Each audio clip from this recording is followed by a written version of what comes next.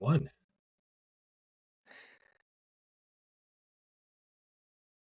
Hello, everyone, and welcome to the Better at Beach podcast. My name is Mark Burik. My co-host is back in town. I don't know if his microphone is working. We're setting things up, but we're back. I apologize for leaving you guys for so long, but we've got everything back in order.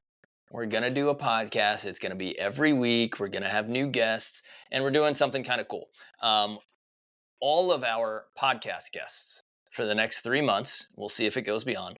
All of them are actually, we're going to create a masterclass with them, which means that they're going to share all of their best volleyball advice, workout tips, things that they learned either on the NCAA, AVP, FIVB, whatever it is. And then we are going to take them in and they're going to come to our members on Better at Beach, our Better at Beach complete player members, and they're going to do video review with our members. So if you're not a member on Better at Beach, just make sure that you sign up because we have unlimited video analysis, which means that me and my team of coaches are ready to watch any video that you post in our community. Soon it will be an app. And within 24 hours, you will get feedback and advice on the video you post, whether that's workout and fitness advice, technical advice, strategy, or just positioning and game, or if you just want some life advice from us, we will definitely shoot it your way. But each of our guest coaches, so each of our podcast hosts or podcast guests will become a guest coach for that week. So we're going to build a masterclass with them. We're going to include that masterclass into our Better at Beach library. Then once that happens, as that's happening, we're going to be coaching and having them coach. So next Tuesday at our complete player meeting, if you're not a complete player member yet, go to betteratbeach.com/coaching, betteratbeach.com/coaching, sign up. You can upload your videos. Logan, me, Brandon, Matt, Chad, we'll all watch them. We'll give you some feedback based on what you're doing. Then on Wednesday, for our members only, Logan is going to take us through one of his favorite matches or recent practices. And he's going to give us what he was thinking, what he was trying to do in that match, what he would do next time, and give us a video analysis of an elite match. And then from our members, one of our complete player members from Better at Beach is going to get the chance to have a 20-minute video analysis one-on-one with Logan. I'll be hanging out in the background. And if you want to be a part of that, and if you want to enter that lottery to get your video analyzed by Logan, just go to betteratbeach.com/coaching, sign up now because that starts next week. And then each week, we're going to have a new podcast guest, new guest coach. So that's our new direction for 2024. We've been doing some camps and we've been doing a lot of things and we've got new directions. So first things first, Logan, do you have any new directions? I'm not talking about like bands. Do you have any new directions for this coming year? As long as it's not one direction, at least two directions. Oh man, new directions, huh? Yeah, I mean, we've been basically just experimenting around with things over the last probably month and a half. It's really nice to be at this part of the year and already know who my partner is for this year, which is Hagen Smith once again. So it's been great because Hagen and I kind of jumped in like the early to middle of last year and basically had 2 practices before our first event together. And then since that event started, it was just like tournament, up until we ended the year the end of October at the Pan Am Games in Chile this past year. But it was basically just tournament Nice after tournament. Chile, yeah. Chile was, that was on it. Very Definitely cultured. didn't sound like a Midwesterner. That was, I mean, you've been in SoCal for long enough. Chile, yes. Yeah, we went to Chile and it was chilly. But no, so it's been great. We kind of last fall, once our tournaments had kind of wrapped up, we just immediately started jotting down kind of things we wanted to hammer out over the off season. And yeah, it's been great to just have time to be okay with not being good in the moment, but just like being able to build up a foundation. We've been kind of getting into a little bit more competitive things now, but for the first, I think our first practice back together was probably January 8th, which is right after we finished up our camps in Florida. So we got back, and basically the first 2 weeks we just didn't jump the entire time. And that was kind of our goal going into it, was to like try and hold in some of the competitive juices for at least the first 2 or 3 weeks, and like strictly pass, like every practice we're going to pass 500 balls, and we're going to set 500 balls, and worry more about the physical athletic stuff in the gym and not quite as much jumping and hitting. And whenever you get into like full play volleyball, it turns into you get automatically, just as humans, we get a lot of focus on the result. And so if we're really trying to break down process and not worry about the results, it's a lot easier to do that when we know we're not jumping, because we're just kind of taking away that last step. So when we're taking away the last step, rather than judging on how hard I hit the ball or whether I hit a good spot, now it's strictly judging on, okay, did I pass to where I wanted to, and was the set where I wanted it to be? So yeah, it's been great over the last few weeks, and still trying to hold that in. It's funny because we got maybe 6 practices in of doing a lot of drills and like zero gameplay.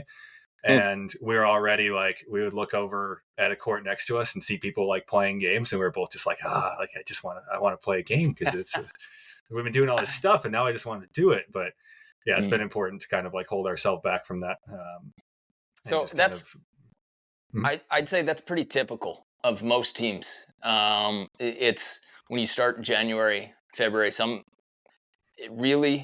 in my experience, and you can throw down on this too, but in my experience, some people want to start early, like December, getting out there, end of November. Some people want to start in January. Some people are like, I'm not touching a ball till February.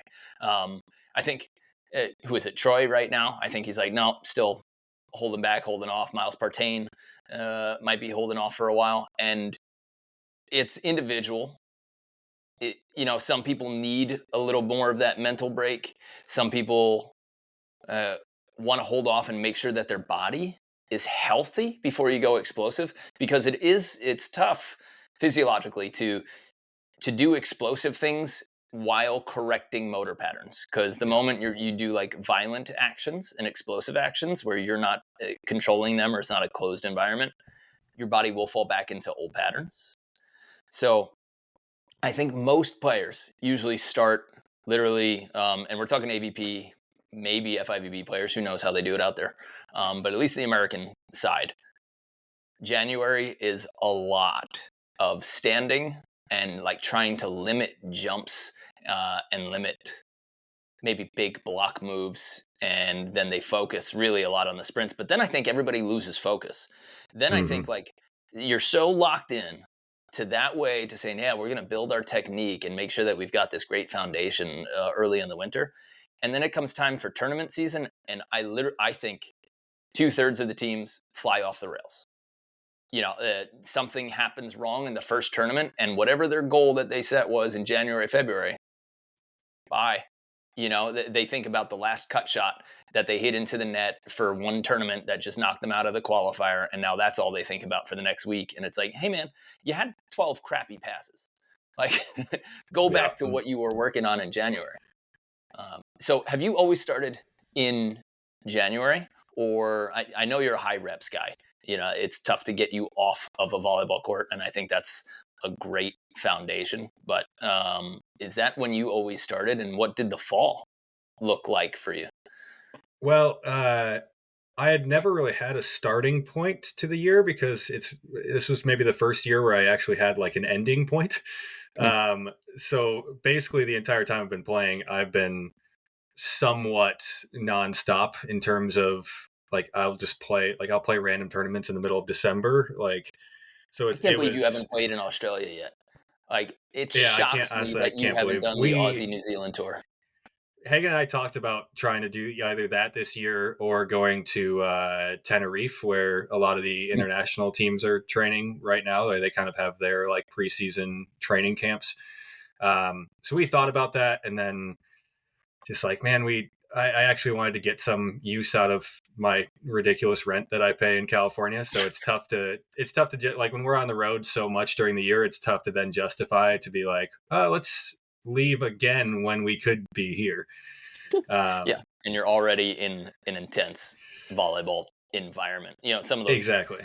teams in Europe, they have to leave because otherwise you're Mhm. playing against the other team from Slovakia, Yeah. and that's it. So most teams probably have, or sorry, most countries have 1 to 5 competitive teams, that you're getting good Hmm. reps against and good challenges against.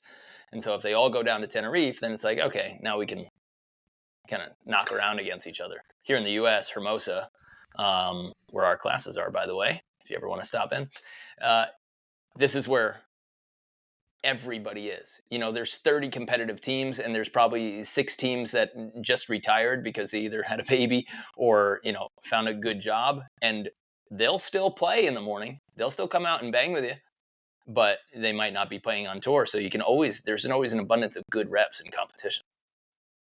Yeah, it was really good for me to like Hagen was very firm on when he was going to stop and when he was going to start with a volleyball again. Mm. So that was good for me because again, I'll go like a week without being on the sand and just immediately want to get back to it. I did kind of break my off season a little bit because Jake Urrutia and I had the opportunity to go play a King of the Court event in Doha in like the middle of December. So I was like, well, you know what? I'm not going to pass that up. Like I wasn't worried about it. We didn't really train much before.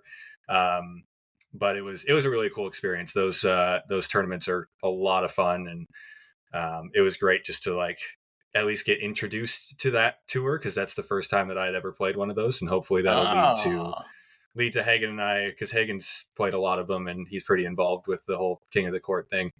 So nice. hopefully that'll lead to us together being able to get in more of them. That'd be Um, cool. but even like when we're at camps those 2 weeks, or well, we did the 2 weeks in November as well. Yeah. Like when we're at camps, it's still like I'm still touching a volleyball. We still do practices 2 or 3 times. But if anything, it was more.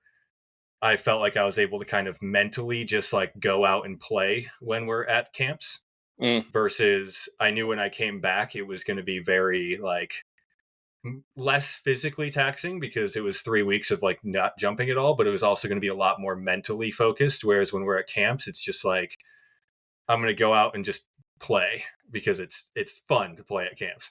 Yeah. And Just talk so smack to each other. It's like that's the yeah, only and goal is like to yeah, make just campers laugh. yep, just go out and play and Yeah.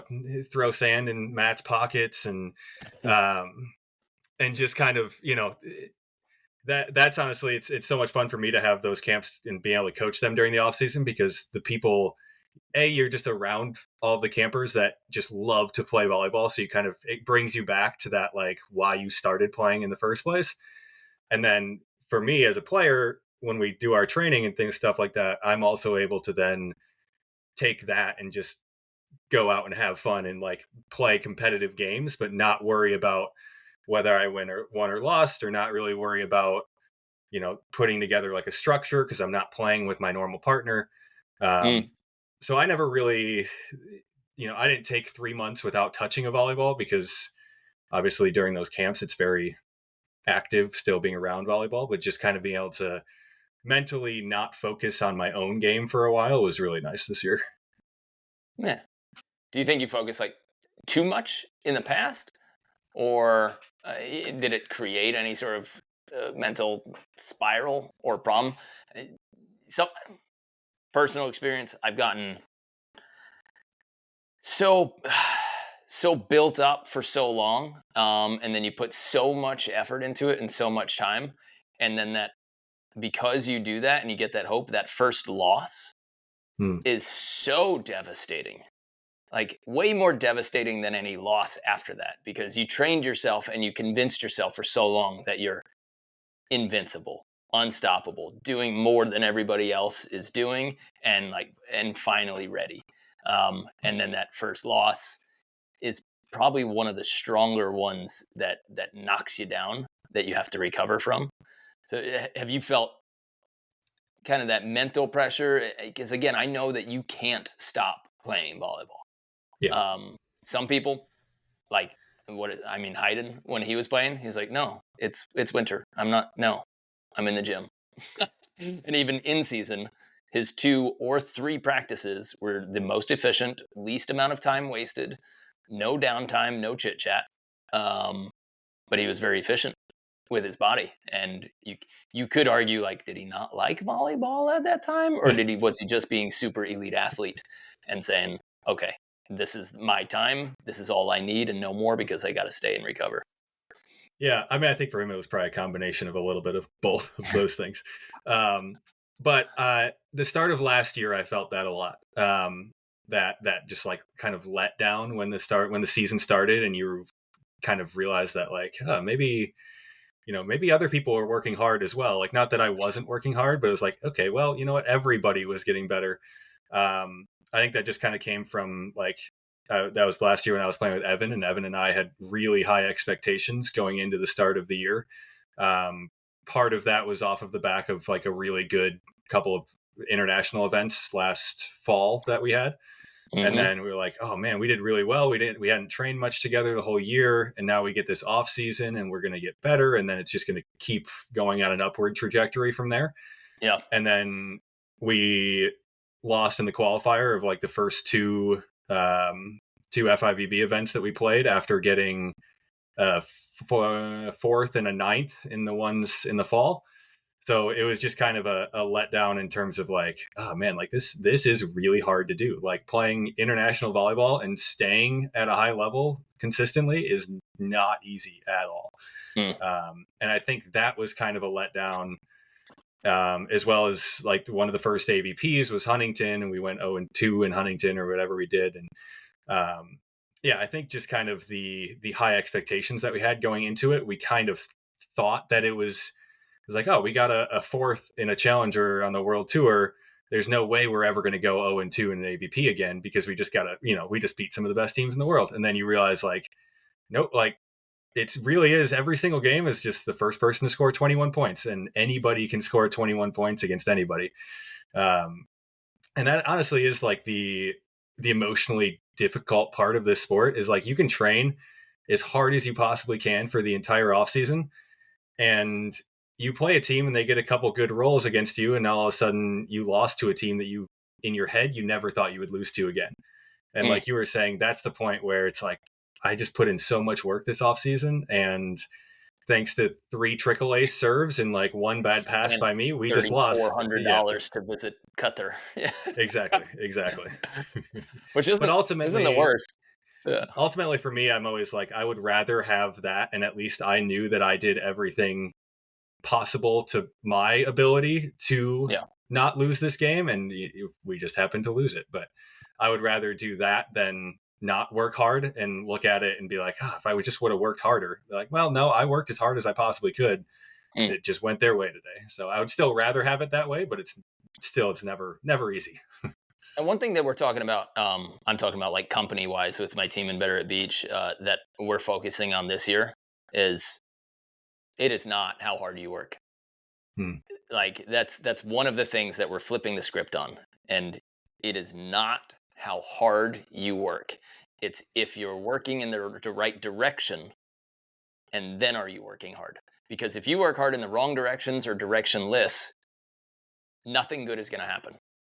You can like dig diagonally for 1,000 yards and put all your muscles into it, and you'll never hit gold. But if you would have just dug straight, then you're going to hit gold. And so if you don't have sight on that, the direction that you're going, and the different things that you're trying to implement with an understanding of, is this actually adding to my game? Have you listened to the, I think it's Scott Trumbauer podcast on Theo Vaughn? I have not, no. So, baseball player, he got famous because he was like a National College Player of the Year, like he won the Heisman for that, and then he got the Cy Young Award, but also got really famous because a girl made accusations against him, and it was proven that she was trying to take his money and basically bribe him. And so the MLB and his organization distanced themselves from him immediately. So, but legally, he was not innocent until proven guilty. But in terms of his career, his organization, and Major League Baseball, he was guilty until proven innocent. So he had to go and play in Japan and everything. Anyway, big like big baseball mind, and that sort of intensity that he brought. And then in the me going into Scott Trumbauer, what were we talking about? Because now I'm talking about Scott Trumbauer, and I brought him up for a reason. We were just talking about making sure we're going in the right direction, because you can work really hard in the wrong direction. It doesn't really get you anywhere. Yeah. So he took a look at each year who's the best pitcher in the league. I might have his name wrong, but either way, he said, who's the best pitcher in the league? What do they do better than I do? And, you know, they've got a lot of statistics and everything, but he'd studied film, and he says, what does this person do better than I do? How do I fix it? And that was his whole goal. Like, he took it like exact analysis, and he didn't let it come inside himself, what he was thinking or anything like that. He took a look at other pitchers, and he said, okay, what stat are they doing? What pitchers are they throwing? And then he padded those to sort of almost chase models, but then be better than them at the thing that they were great at. And I really, really enjoyed the podcast and how his brain works for how he attacked the Cy Young Award. Like, he went for the Cy Young Award for 10 years, and he's like, yeah, that was a goal that I had every year that took me 10 years to accomplish.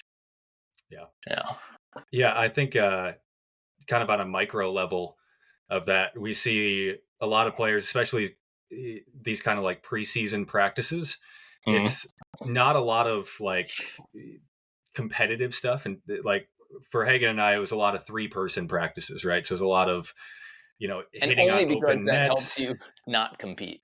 Exactly. Yeah. It's funny, the stop gates that we put in. It's like, well, if we only ask 3 people to compete, like, you're not going to have necessarily more or better reps, but it'll prevent you from trying to compete and then trying to like not fix technique. Yep. And the one thing that we said was, okay, anytime, obviously we're not going to have a blocker on the other side, we're not going to have a defender on the other side for a lot of stuff. So what can we do to make our attacking reps? This was once we kind of got to jumping a little bit more. What can we do to make our attacking reps more valuable to us? So what we did was we started drawing a line at like 4 or 5 feet from the net whenever we didn't have a blocker on the other side. Yeah. And we just said, okay, this 4-foot line is our new net, and we're going to work on hitting balls that are 4 to 5 feet off. Because what we saw was, like, we would see teams practicing, and even if it was warm-ups and they're just kind of doing like hitting line type stuff, and they would just be setting each other at like 1 or 2 feet and just like crushing the ball. And we're like, you're not really getting better if you're setting each other at 1 foot off the net and just crushing on an open net. Like, there's not really any... So stupid. Yeah. Yeah. Nobody's like, you're not getting better at anything. So that was our big thing for probably the first 2 or 3 weeks. It's like, we're going to get used to hitting at 5 feet, because once a blocker does get there, if I'm setting the ball at 5 feet, it just takes the blocker so much out of the game at that point. And it was funny because one of the first kind of competitive practices we were playing against Lev Prima, and Lev was just so confused for the first like 80% of practice. He was like, why are you setting so far off the net? At practice anyway, dude. Well, that has nothing to do with you guys setting. But he was like, why are you setting 5 feet off the net? And we're like, well, we're siding out at like 95%. So like, apparently it's working. But that was one of the things that when we were at the Pan American Games, the top Brazilian team right now, Andre Stein and George, all of their sets are, especially George, like, his preferred set is probably 6 to 7 feet off the net. And he works, it just completely takes the blocker out of the game. And we're like, okay, if we can get good at doing that, then when we get in game and the ball is at maybe 3 or 4 feet instead, it's going to feel so comfortable. Yeah. And every time that we find, because 90% of volleyball players, when they're attacking, their biggest issue is that they get too far under the ball. Yeah. So we figured if we can expect the 5 foot set, when we get the 3-foot set, then it's our time to like just absolutely crush. And we'll Mm-hmm. do that with vision. Whereas if I'm expecting a 2-foot set all the time, when I get the 5-foot set, then I'm just totally out of luck at that point. So that was Yeah. always our big thing over those first 3 weeks, is like, we're setting this boundary. And we made it tough on ourselves because we were also Sinjin, who's obviously Hagen's dad, but like one of the best players ever. Mm-hmm. Sinjin's big thing for us when we started working with him a little bit this year was, I want you guys to work on passing more to the net, because a lot of the time last year you passed at like 15 to 12 feet, and that looked comfortable for you. So see if Mm-hmm. we can move that from 15 feet to like 5 feet, right? Right. So we're airing tight on our passes, but we're airing off on our sets. And it made it really difficult because we would have a lot of tight passes that would then need to get set back off the net. And we're like, man, this is really hard. But then when we got in games, it was like, okay, now that I'm kind of bringing both of those things more in the middle, it's saving a lot of plays. So drawing that line and being like, okay, we're going to pass the first ball in front of this line and set the second ball behind that line. Mm. It created just a little bit higher level of difficulty versus just, I'm going to pass and hit every single ball. Yeah. I do like that. And then like getting people to pass in front of the 10-foot line. So we always, camps, classes, everything, we always recommend, hey guys, pass it 6 feet from the net. Mm-hmm. If you aim at 3 feet regularly, there's a bell curve, and then it might look perfect, but you're going to miss a little bit around it. So then you end up getting a few too tight and then a few at a perfect spot. But the few too tight are when people end up losing those points. It's for sure better to pass 10 feet off than 1 foot off. Mm-hmm. Because you've got that control. But at the same time, there's that balance, because having a ball that's traveling towards the net, from like behind or from next to your shoulder or from slightly behind you, it's a very different visual, and you end up looking sideways more than you look forward sometimes. Sometimes, not for everybody. uh, but then you lose vision of what you're supposed to have vision on, which is defense and block. And if you Yeah. could pass so that the ball is in front of you and you never go off sides, for all those football, soccer people out there, like, don't let yourself get in front of the ball ever. Then the ball is always in front of you. And then that means that the defense should always be in the background. And a lot of people pass and then their setter is next to them before they even start their approach. And it's like, well, now you're looking sideways. Then the ball's going to go up. Then you have to look forward. Then you have to look up again. And so at no point except for that one flash forward were you able to check out the defense. And instead, it should just exist behind the ball so that you always have the view of them without even trying. I remember playing indoor and just shanking a pass, and setter would yell at you like it was on purpose. The other hitters would yell at you. But if you pass right in front of your antenna as a left side, and then the setter kind of had to set straight up so Yep. that you get that set. But those are some of the biggest hits. It's like, I'm coming forward at a straight up set. I know where it is and I can see everything. There's no fear in that situation because nothing's sliding around. So, Well, and the other thing that we talked a lot about this offseason, and it seems like every single year, like every team talks about trying to hit more on two during the offseason. But when we talk about passing, basically just like we're gonna be the aggressors throughout the entire first, second, and third contact. So if I'm being aggressive and more, I'm thinking about setting my pass instead of just passing my pass, we take control of that play back because we're already messing up the other side's defense. And it's funny because literally every team this offseason I've heard, they're like, yeah, we're working on like pushing the first pass across a little bit more so we can get a lot of on two stuff. And obviously, like, a lot of that stems from people watching Andy and Miles. And I think maybe this year, a more impressive example of that is watching Chase Budinger and Miles Evans, and how like they're able to hit so many balls on two and really like took both of their games to a level that they hadn't. I mean, definitely Miles Evans has had more success this year. I think a lot of that is due to a lot of option swings by both of them. Yeah. Just because they're always pushing the ball like across and forward.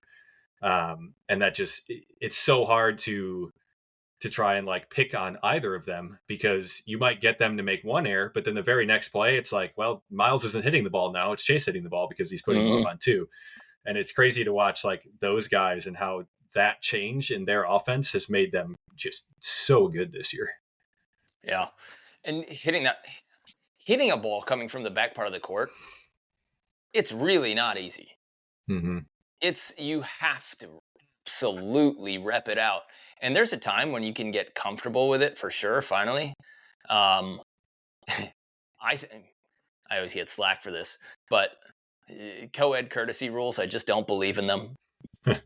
If you assign co-ed by level, it means that you should play your hardest. So like play at that level. But if I'm playing against a B level person, all right, yeah, I'll be kind. If you decide to play in the highest, the highest level of this, like, let's go at it. But playing co-ed at the level where there are no courtesy rules makes guys fantastic at hitting on two.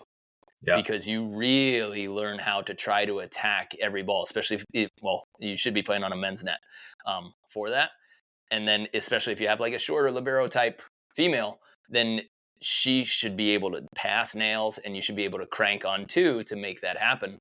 And it's really nice to play a co-ed non-courtesy rule match every now and then, just to do it, just to get really good at that on two stuff, or make a rule in practice. Maybe we can do this next week. Make a rule in practice that, well, we kind of do it anyway. The third touch, you have to be standing.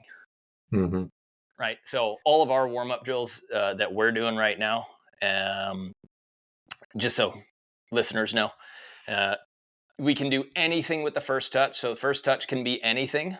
And then we go through a bunch of emergency series where you're allowed to, or your second touch and third touch must be tomahawks. So you could either like spike it over on one, bump it over on one, set it over on one, or you could pass the first ball. And then you have to tomahawk either the second ball or the second and third ball. And if you can pass the ball tight enough to the net for that second touch, that's probably that first pass is your best control option. And then a jump tomahawk looks stupid. Like we're doing it in practice. It really looks dumb. But it gives you that really nice importance of, okay, can we lift this? And then we go through first touch is anything, second two touches must be pokies. So you either learn to control that pokey, and then doing jump power pokies is getting pretty funny. And the best one that I think we're doing is passing so that the second two touches must be open hand contacts, because number one, that I think is going to teach to how to get somebody in trouble when you have a terrible set or a terrible situation and you need to get the ball over the net. You're probably going to use an open hand slap on that third ball. So if you set the second ball with an open hand slap, right? If you get a good one, you're not really going to be in a rhythmed approach. So it should be teaching us to jump quick slap, right? In those trouble situations. But if you get a great first pass, I mean, plays are ending right there. So it's been a nice warm-up series that I've enjoyed seeing, and I think holds us all to a certain standard with our first touch.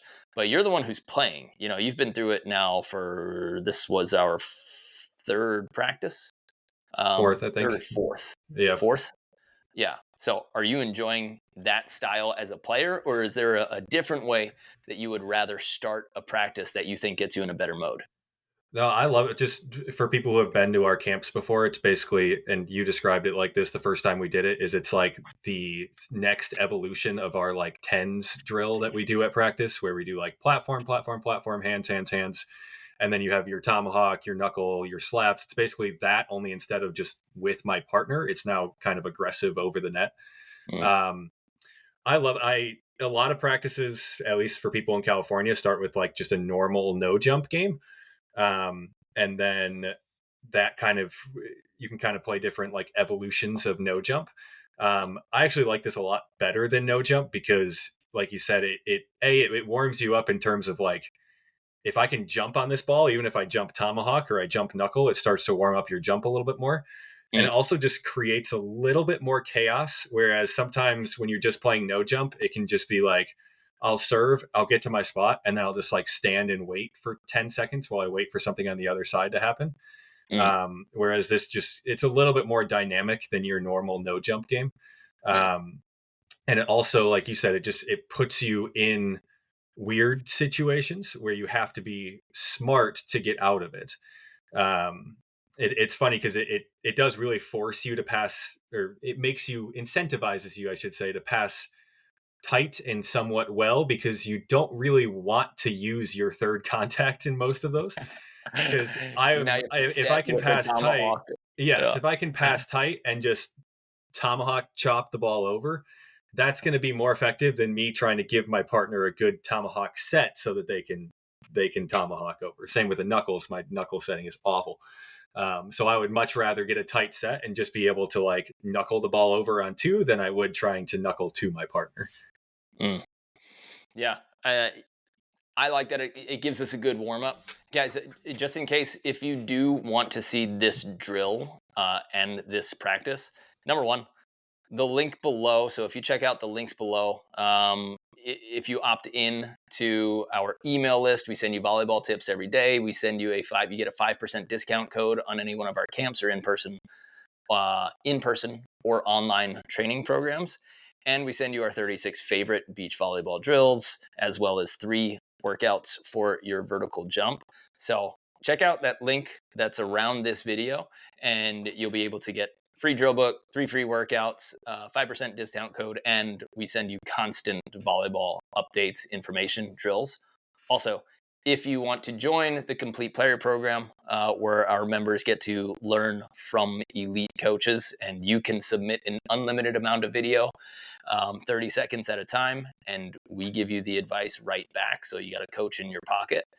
Logan and me will show you on Tuesday or Wednesday of next week, if you're a member, we'll show you exactly the practice we're talking about. And it's how we've warmed up and initiated every practice, and it equals about the first 25 to 30 minutes of practice in a nice competitive way, where we're not necessarily getting bored or getting complacent, and we're certainly not peppering, because God, I hate peppering.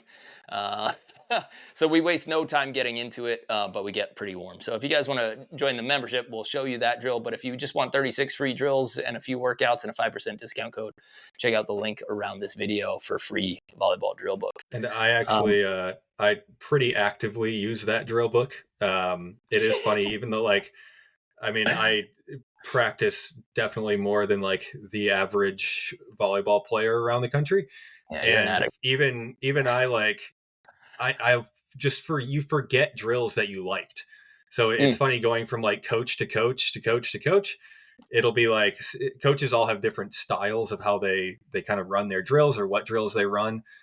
But it's so funny when I get out then without a coach, even in the like 3-person practices, and it's like, man, I know there's so many 3-person drills that I really liked and that flowed really well, but I just cannot remember them in the moment. So just having like some sort of document like those 36 drills in the drill book is super helpful, because so often like people are okay with doing drills. It's just they don't come in with any sort of plan to practice. So then trying to think of drills on the fly is like, man, that like, what drill are we going to do? We'll just play. And that's how like most practices end up divulging into just playing. Yeah. Devolving, something like that. Yeah. Divulging is like when you give information. Yes, you're right. Yes. Devolve. It's all right, man. You're an athlete. You know. Yeah. No wonder I can't remember the drills. I'm a big grammar guy. Huge grammar, please. Janelle can't stand it. Yeah, there are those different theories of practice. Like there's the kind of typical or stereotypical Brazilian practice, which is like a million touches constantly, and a lot of them you don't see when it's coming or getting into a game format. But how are you going to argue with their success based on all of those systems and based on all of those players. Like a million touches done well, or just getting the same result, you're allowing your athlete to just figure it out on your own. Whereas kind of typical US coaches talk a little bit more, typical Eastern European coaches just, drive your ego into the ground. So you make sure that you're crap and hopefully you build yourself back up. But what what do you vibe with, and what do you think is actually the most effective? This is totally opinion, but what do you think is actually most effective? We know from certain learning studies, unfortunately, a lot of studies are done within a single environment or culture or society. Like when we're nice to those Eastern Europeans that come that come to our camps, they can't stand it. They're like, "This isn't a practice. You're just telling me everything that I did nicely." Like, Max whereas from if this you year is get, watching. That's him. yeah, a 15-year-old American teenager, like their parents are gonna jump down your throat if you don't, tell them that the sunshine is coming out of all orifices. So, what do you think is the most effective style of coaching, or the favorite that you've been a part of? I think a lot of it comes down to whether you're a player that can stay focused through an entire Brazilian style practice. So I mean, maybe that is a lot of the times in those like super high rep, like dig a ball, then run down a shot, and then dig another ball and lay on the ground and crawl under something. And then like, I think there's a time and a place for those. The thing for me is if you're a player that's going to be very outcome focused in something like that, I don't think you're going to get much better through that because you're just going to continue to do the same thing that you were doing just at a faster pace. So Well, isn't it just up to the coach to say, well, no, that has to be higher. So you still like get the outcome. You just get a million chances at the outcome, because yeah, if you dig crappy balls low all the time, you're gonna dig that ball. Maybe you're gonna dig that ball low in the game, you know. And I see a lot of those. Yeah, they're touching balls that get 3 feet in the air. It's like, okay, great controlled touch, but can your partner hit on two off of that layout dig? I don't know. yeah, so I think being able um, to focus through like what am I trying to improve in this fast drill, or is it strictly Mhm. a conditioning drill? Because I think there's a place in practices where it's like, all right, like we're gonna end practice with just like a straight out like burnout type drill where it's just a bunch of balls in a row, and basically this is just cardio at the end of practice. So I think there is a place for those like super fast, more cardio based drills, but I think you need to have still like active, slower, coached type reps, and Mm. then maybe throw in some of those faster drills if you're like, you know what, I get tired at the end of long rallies. Okay, so in order to improve that, we're going to do some burnout drills at the end of practice before we play our like final set to 21. That way we get our bodies feeling like they would at the end of a full match before we finish, so that way we're used to playing under that slightly, I guess, deteriorated physical condition, and how do I respond in that circumstance. Mm. But if I'm trying to actively, like if I'm trying to focus on dropping my inside shoulder more on passes or something like that, getting hit 100 balls at me in a minute, I'm not going to be able to self-evaluate, and also my coach isn't going to be really be able to evaluate me. So I think if I'm really working on something technical, that's when you need a slower, um, just more coached and kind of like introspective practice more than just the rep. Yeah. Um, so I don't know. I go back and forth on what kind of style is best. Like I worked a lot with Jose Loyola, and he is obviously Brazilian, so he's a little bit more up tempo. But I also think he's been in the US and been around like USA coaching enough that he's a pretty good balance between the two. Yeah. Like he'll run a lot of reps, but he'll also give you quick little bits. Sometimes you don't understand what he said, but a lot of times he'll give quick little bits on like, He's a really good blocking coach. So he'll give quick bits on like, we're going to shuffle out and then, make sure your right hand is getting, you're pushing like through your shoulder for this block. Yeah. And then we'll do it all really fast and it'll be like, okay, yeah, you did it that time, or you didn't do it that time. So not as much like single rep evaluation, but you'll do 6 straight really fast. And then he'll give you kind of a key, which I liked that a lot. I also think, the just slower evaluating each play. Especially, I like the slower practices if you're trying to kind of get on the same page with a partner in a new partnership. You I gotta. think I mean, that's you have to do that. Yeah. The fact that people just constantly play with a new partner, they show up and somebody say, "Was that set good?" And then the response is, "No, it's fine. I'll fix it. That's my feet." It's like, wait, something went wrong in that process, and because you want to be so complimentary honeymoon stage with this person, and you're excited that they're playing with you, and you just want them to keep playing with you, you're not willing to correct anything. I mean, it is 100% how like actual relationships work. Like Mm-hmm. everything's perfect. You don't mind when she does that here and there. You don't mind that, like, oh, it's cool that he leaves his shirt on the floor in his room.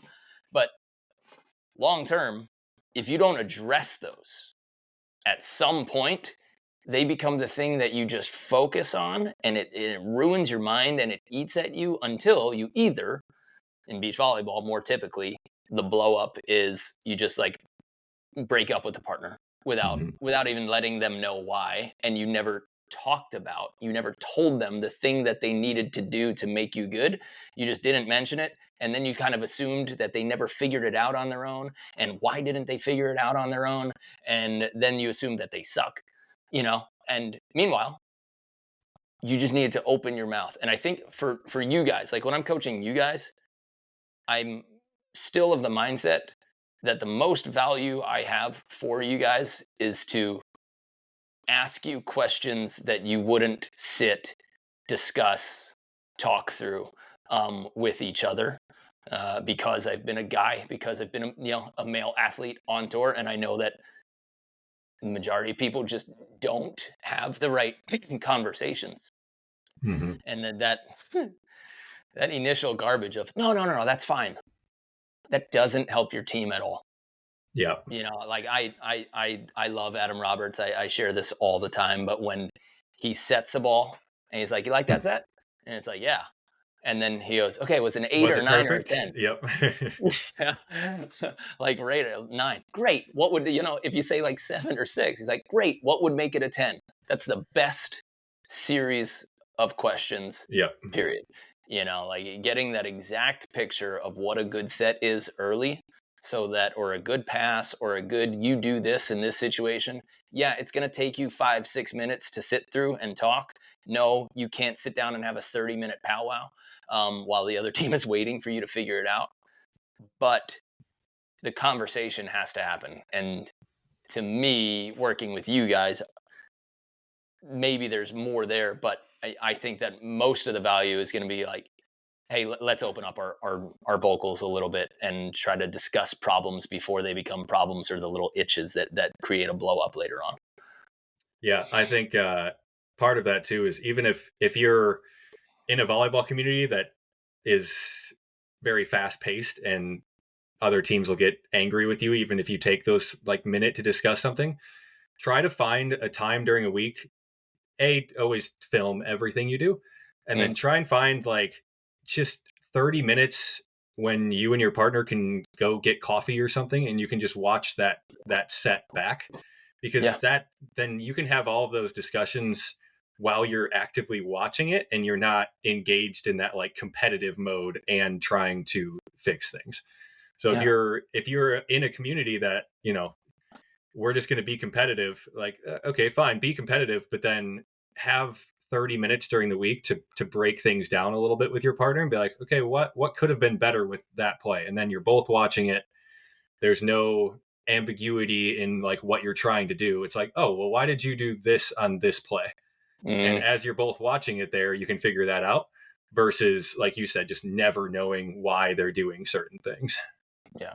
And if you don't have a partner that wants him to do that with you, you guys know where to go. That's exactly what we do, like every day.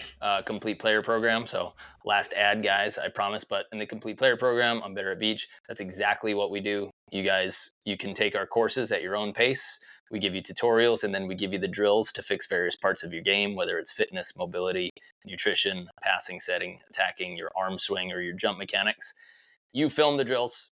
You can put up a 30-second clip into our community whenever you want, and we're there to coach you 24/7. We will respond within 24 hours. And Logan's been cool enough to just jump in there um, without even asking. I saw you're in there just like coaching all of our members. Thanks, Logan. But if you guys don't have somebody who knows the answer to those questions, or you feel like you and your partner won't communicate in the best way, or neither of you have the answers, or you just don't have, or they don't have the time to sit with you 20 minutes and say, hey, let's look at this film together and decide where we were. That's what we're providing. It's because in our careers, still, and when I was playing, I knew that that's what I needed. I got the absolute most out of 10, 20 minutes of having a coach on my couch instead of having him on the court hitting a ball. Like when I went to Jeff Alzina's house and sat on a couch, I go, no, I'm paying you for a private at your house. Like we're watching film together. Did the exact same thing with Rich Lambert, right? And then Jason, what's his last name? Shoot, Kelly's wife, Kelly's husband, Jason. What's his last name? Asian Jason. Oh, USA coach. Jordan Chang. Jordan Chang. Yes. How the hell did I call him Jason? Jason. Anyway, yeah. When he talked to us at Pan Am Games, it was like me and Ian are looking at each other, and I'm like, man, that's a perfect pass. And he's like, yeah, man, there's nothing I can do with that pass. And I'm like, what? That's where I need to put it. And he's like, that's way too far. And this was 7 months into us playing together. And we didn't take the time to sit there on film together with a third voice saying, is this exactly where you want it? No? Okay, where do you want it? Like, how many points did we lose because I was sending a ball to the place I thought was perfect to the place where he felt like an absolute victim and it was an awful pass, and we stayed silent and never fixed it and went through months of losses because of it. So anyway, yes, film, guys, and then ask questions such as good, bad, perfect. That's a great question just to start a good conversation. Hey, was this good, bad, or perfect? And then just have them measure it and just pause it after the pass, pause it after the set, pause it after the hit, and then at least you have those conversations and you don't run through partners because there's this silence that you guys never figured out and you assumed that they just couldn't figure it out. I was upset. I really was upset to see you break up with Evan. I thought that you guys did have huge expectations early, which I didn't think about then. But after seeing you guys break up, I was like, yeah, they had these monster expectations, and then probably assumed. And I guess I was thinking that because that's kind of what me and Hudson did. We got into the main draw several times, and then Frischman and Brunsting, Mike Brunsting, showed up. My doppelganger. Out of the qualifier, and I'm like, we're a main draw team. Yep. Who are these kids? And they beat us, in Huntington. And that was this big throw of like, never expect. Have that same dog hunger that you have. And then when you are a big dog, like, don't expect yourself to win. Mandate that is your mountain. And all those little whippersnappers, like, they don't belong there, but don't act like that. Like, bite them hard instead of just expecting that it's going to come because you think that you won something last year. So yeah, it's I do think the expectations there were tough on you guys, and maybe do you think that different conversations or a different coach might have held you together longer, or had it just run its course?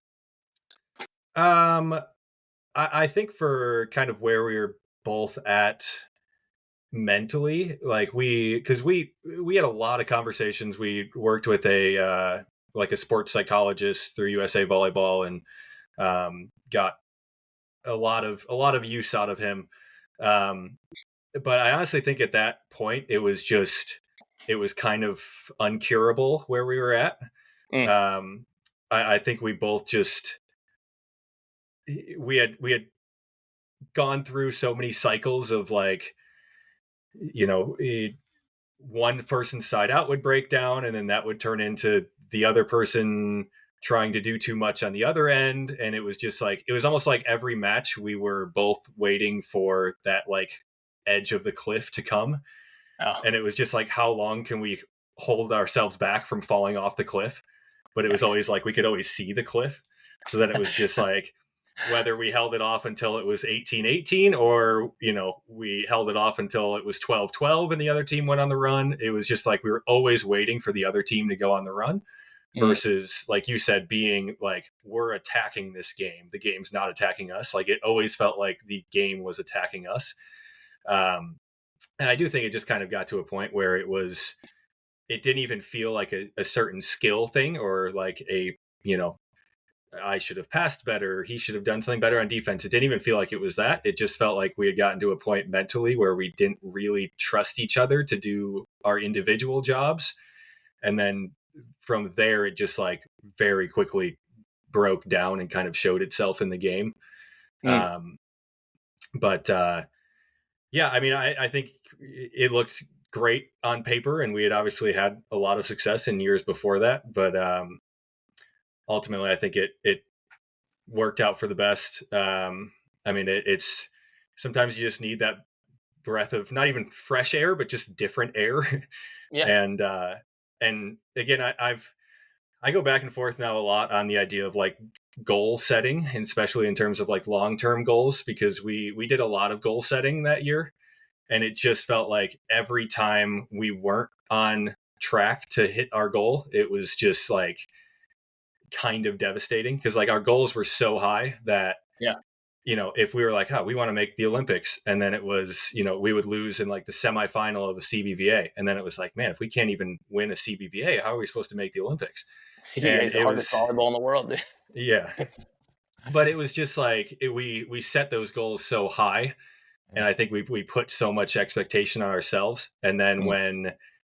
when we split up, and now it was like, man, I don't even know who I'm going to play with. Like, there is zero expectation for the rest of this year, and that's when I felt like I played my best. Mm. Even the first tournament that Hagen and I played, we lost the very first match of the Virginia Beach AVP last year, and that was the first match we had ever played together, or at least in the last like year we had played together.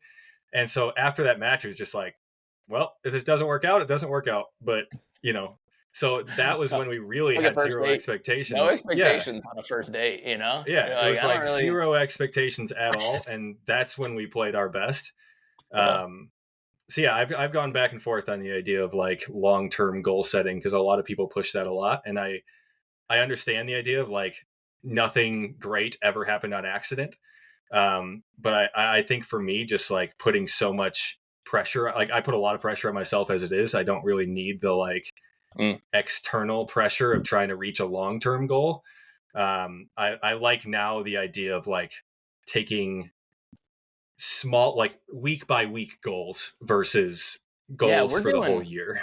we're doing in the company, so with like Chad, Brandon, Matt, Cheryl, all the people behind the scenes at Better Beach.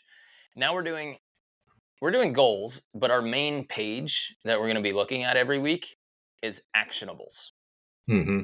What action can we definitely take this week that leads, or we think could lead, to a bigger overarching goal? And if it's, getting more of our members to win tournaments, what actions can we possibly take? Number one, call them more, maybe two, text them more. You get more group or team challenges, like divide them into teams and do uh, challenges, so that engagement in actual like reps at home, you make sure that you increase, because then they put a little bit of pressure on each other to win the challenge. So more of our focus now is on actionables Mm-hmm. more than goals. And it's going to be, okay, did we perform the actions? And then you take a look and you're like, all right, after a week, 2 weeks, did it have an effect? And a big problem is the measurement. that we use, and the measurements in volleyball, they usually have to come down to attacking percentage. Yeah. That's attacking percentage, blocks per game, digs per game, and then maybe service pressure where you're putting a passer rating on the other team.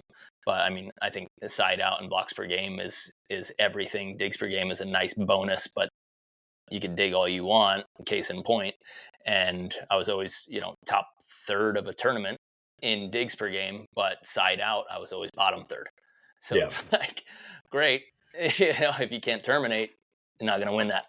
So Yeah. I continue to think that side out percentage is the number one thing that you pay attention to. And then you say, okay, what shifts do I have to make in order to do it? And in order to answer that question, you have to say, what swings do I get blocked on or make errors on? Or what situations do I make the most errors? And then insert inactionable. Like if the set's coming from behind me, I'm only going to hit deep middle. Did that increase my hitting efficiency this year? Did I ever make an error or get blocked? If you didn't, you solve one problem.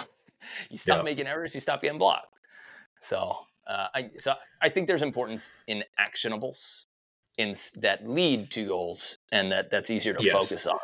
Yeah, something like that I've been trying to focus on this off season has been like, if my main goal is like, well, this year I want to win an AVP. So what's something that I want to focus on that if I do it a certain amount of times per week, that's going to put me in the best possible spot to obtain that. So like my thing has been like, I'm trying to get 3 really heavy lifts every single week, or like really intense lifts every single week. And then I started counting a lot of my calories more, and I'm trying to, this is going to be different for most people, I guess, but for me, I'm trying to hit my high calorie mark. So I'm trying to go over my calorie mark at least 6 days a week.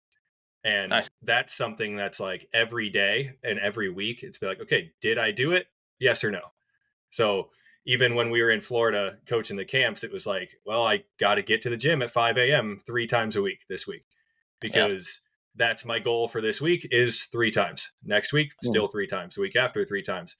And that's going to then hopefully lead to the result I want, versus looking at the big result every single week and being like, oh man, I'm just not seeing it right now. Like, because you're not going to see the improvement on the court every single week. So you have to think like, no.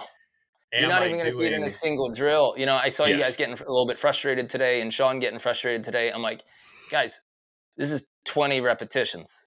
Like, we are building one brick at a time here, and you don't even lay a single brick at a practice. Like, maybe you put the stuff down that's between bricks.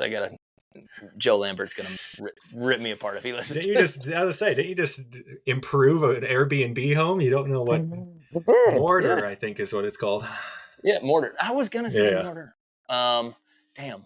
Yeah, but there are no bricks there. Yeah. And I had a guy lay the cement. But yeah, guys, we did build an Airbnb in St. Pete with a beach volleyball court and a set of weights and a big swim spa.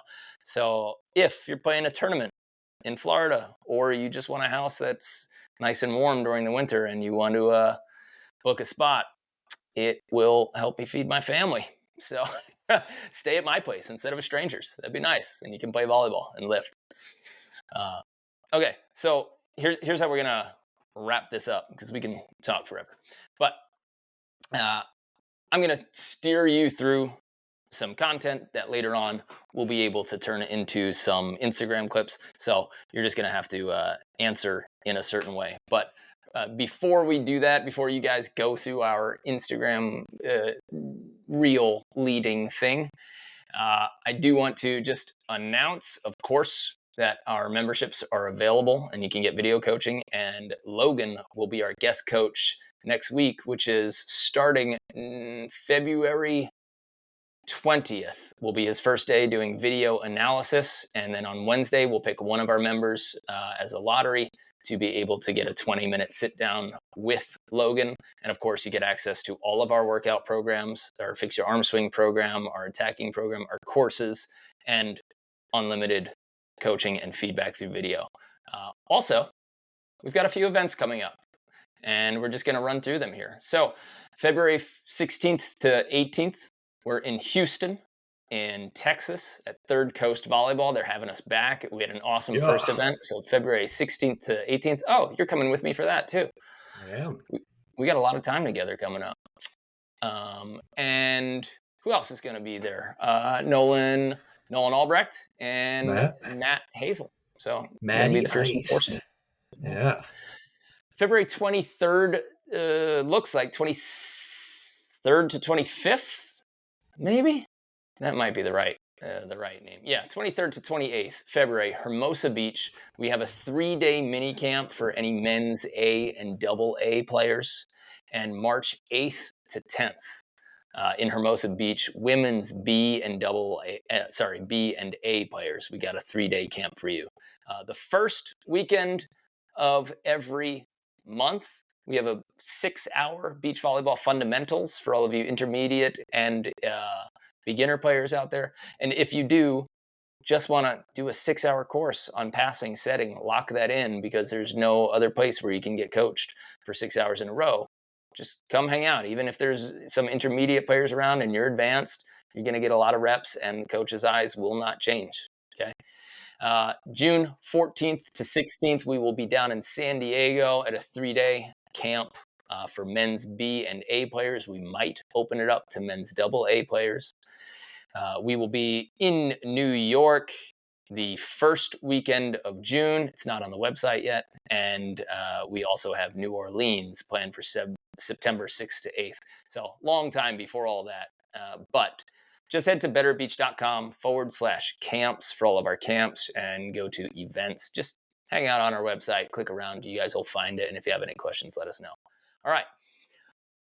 That concludes the podcast. Thank you guys for listening. We're going to run through some tips with Logan as a little after snack, and then use them to chop them up and put them on Dessert, Instagram. I believe is what that's called. Hey, Logan, what's your Instagram? At Logan Michael Webber. Nice. Michael's always a tough name to spell. I never know if it's EAL or AEL or. Yeah, I spell it wrong sometimes too, so it's okay. And it's literally my name. Especially when you're doing writing in cursive. It's a mess. Yeah, and I'm at Mark Burik on Instagram. You can find me and find a bunch of free tips. And of course, at Better at Beach Volleyball for Instagram. All right. Logan, you're going to phrase it like this. Okay? You're going to give me, I'm going to ask for your 3 best tips for passing. All right. But in front of each one, you're going to say, here's my best tip for passing. Even though. So everyone is my best tip. So everyone is going to be your best. And the audience will know on Instagram, of course, that it is your best tip for that day. Yes. All right. Okay. So you're going to say, my best tip for passing. Here's my best tip for passing. All right. Here's my best tip for passing. Keep your arms away from your body. Don't get scrunched up. Don't bring your elbows to your sides. Give yourself a really long platform. Very nice. You got the second lined up? Yes. Okay. Here's my best tip for passing. Act like you're going to catch the ball right off the server's hands. So basically, if I had a nice Better at Beach shirt, like the one with the cool ball right in the chest. betteratbeach.com/shop. Yep. Get you one of those shirts, and then your initial reaction off of the serve, you want the ball to hit you in the Better at Beach ball. Right in the middle of your chest. Yep. That was a DJ nugget from a couple weeks ago in Cincinnati, and I absolutely loved it. Nice. Good for initial movement, making sure that you're there early. Of course, Statistically, we want to pass a little bit outside of our body. That doesn't mean force the ball outside your body, guys, but allow the ball to get outside your body and be okay with it. That study that had midline as best, redone on the beach, especially a little bit outside your body line is okay, if not encouraged. Okay, third tip for passing. My best tip for passing is to be really strong with your platform and don't let the ball push your platform to the side or back into your body. So be really strong, be a rock. Think of your platform as a rock, and don't let the ball go through your arms, but try and really stick your arms. Even if that means your pass is maybe a few feet higher than you would want, let that ball go higher, but be in control of your arms. Nice. Okay. That one was strictly for you. For me. Because that's what you've been telling me to do. Well, I mean, it looks terrible. Limp noodles thrown behind you. Yes, no limp noodles. A little more al dente, please. Okay, so we'll do 2 more, and here are your options. You can give your favorite 3 tips for setting, attacking, blocking, defending, peeling, serving, workouts, fitness, and recovery, nutrition, or mindset. So you need to pick 2 more categories. All right, I'll do some blocking. Ooh, really? Yeah, I love all right. blocking. For those of you that are still watching, I do love coaching blocking because nobody coaches blocking. So that's at our mini camps. I love to give little blocking tips because it's something that outside of Southern California, almost nobody will ever do a blocking drill in practice. That's true. And with that, my best blocking tip is be later with your jump than you think you need to be. We would always rather be later. That way I'm going up and I'm strong at the top of my jump versus jumping with the attacker and then falling down as the ball is crossing my hands. Nice. You ready? Just running through it. I love it. Running through it. I got all the blocking tips. Now I don't know how to pass. Instagram. I do know how to block. Throw some energy into it, baby. All right. My best blocking tip is to keep your spacing from the net.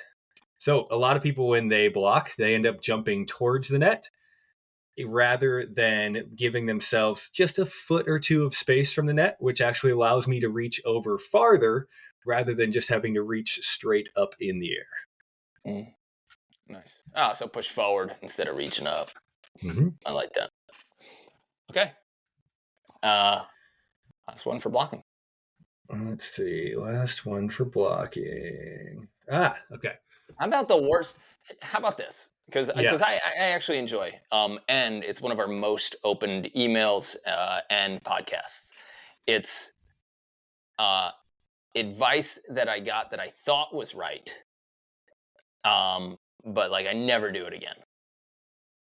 So like something that I did that I thought was right, that everybody told me to do, that I definitely don't do anymore. So the lead would be, here's something I thought I was doing right, but definitely wasn't. No one ever knocked your socks off with or like coming out to California, and then you're like, oh, nobody does that. And like everybody back in Michigan or back in New York, was like, oh, do it like this. And you're like, okay, yeah, open guy.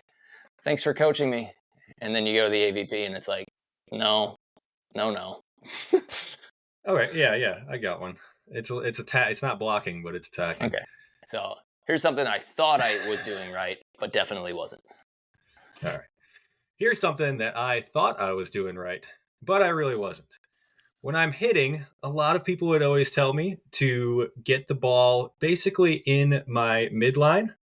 This year, I've been super focused on getting the ball a little bit more over my right shoulder. And it's allowed me to have a lot more range and a lot more power into the angle because for a long time, I was always everything cross body. Once I let the ball stay over towards my hitting shoulder a little bit more, it gave me a lot more range, a lot higher contact point, and a lot better hand contact on the ball. Nice. I like that. That's pretty good. Mm-hmm. Yeah. Cool.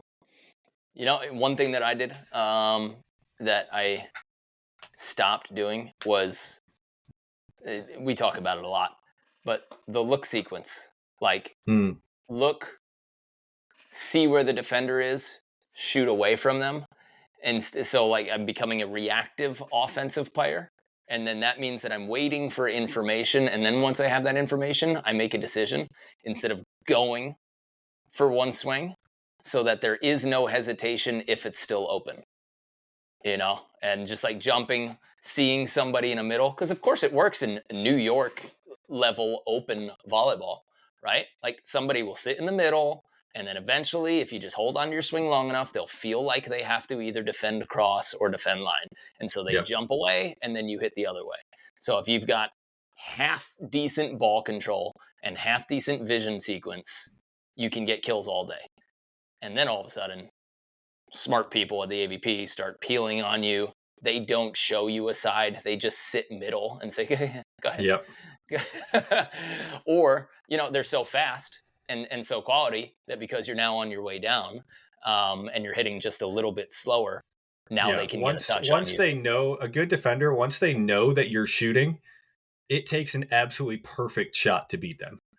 That's the biggest transition that I found, going from like mid-ish open level tournaments to like legitimate like end of qualifiers and kind of middle main draw type, is I had to be able to hit, or at least show hit, on every single ball, because I can't get away anymore with the defender knowing that I'm going to shoot. Even if they don't know if I'm going cut or high line, just the fact that they know that I'm not coming in full speed, that just allows so much freedom of movement from the defender.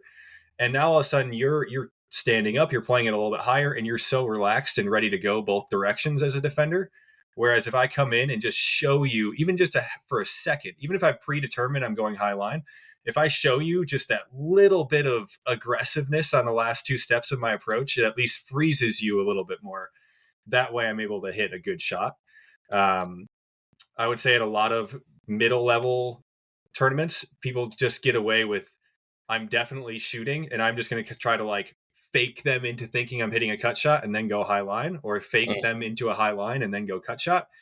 And if the person just sits in the middle, they're still able to run both those down. Mm-hmm. And if it's I don't want to insult people, but if it's a somewhat intelligent blocker, they should peel. As soon as you know somebody's shooting, it's not up to your defender to do it. It's up to your team to dig it. Like, that's the responsibility. Not shots are for my defenders and swings are for me. Like, absolutely not. Get out of that mentality. If you know that somebody's shooting, make sure that you stay at the net long enough to make them believe that you might stay, and then get out of there. Help your defender cover the other, at least a third of the court, maybe 40% if you peel. Unless you're a monster like Logan, in which case you can just hang out super long and then reach and touch the clouds and make it tougher. But if you're not, 6'9", peel, please. Yeah. My best attacking tip is to make your bailout to swing high and hard right at the blocker. So many times people want to swing away from the blocker.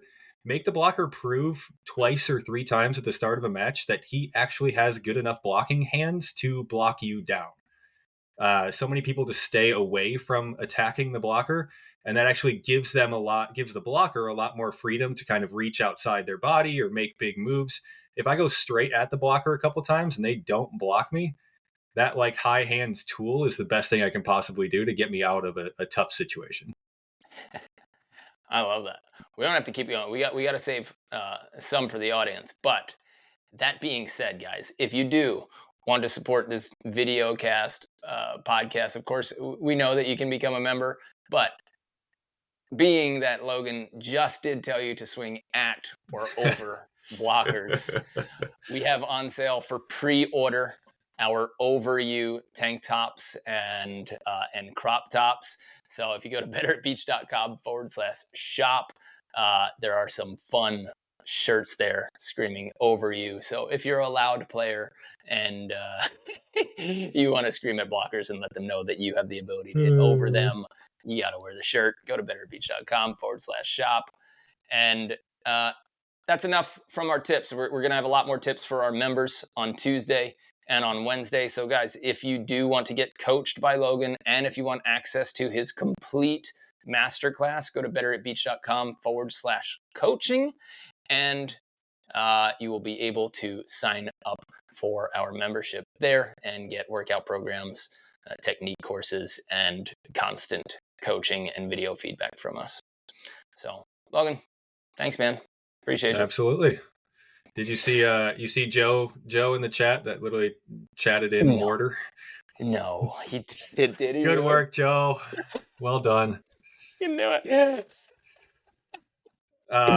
20 seconds to address the one other question that was about the AVP schedule and what I think of it. I'm approaching it with an open mind and trying to see what happens with this whole league thing.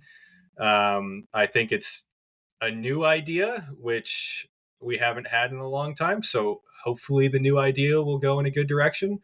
Obviously, like everybody else, I wish there was more of their Heritage Series tournaments. But I'm going to try to not knock on the league thing until I see what it actually is. Cool. Nice. Thanks for answering that. I don't even see where you can see the chat, but I'll figure out how to work my own software later on. All right. Cool, man. Thanks. I'll see you at practice, and then I'll see you in Houston, and then we'll all see you coaching for the Better at Beach Complete Player members. Sounds good. See you later. Have a good night.